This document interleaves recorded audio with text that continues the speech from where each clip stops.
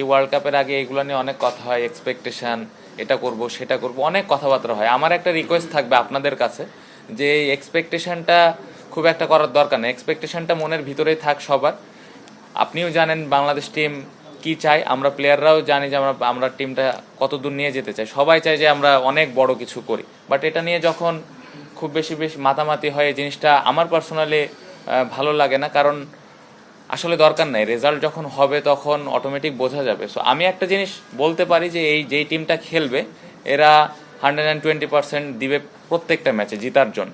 So এই সিওরিটিটা আমি দিতে পারি, এবং প্রত্যেকটা ম্যাচ জেতার জন্যই খেলবে। সো অনেক বেশি আশা নিয়ে যাচ্ছি। প্রতি বছর আমরা প্রত্যেকটা ম্যাচ যখন আমরা খেলি তখন অনেক আশা নিয়েই খেলি, এবং আমরা যেটা পারি ওই জিনিসটা করারই চেষ্টা করি। সো প্রত্যেকটা ম্যাচ জেতার জন্য খেলবো, বাট আগে থেকেই অনেক আশা করতেছে, এবার একটু বেশি এক্সপেক্ট করতেছে। এই বিষয়গুলো নিয়ে একটা রিকোয়েস্ট থাকবে, আমরা যেন মাতামাতি না করি।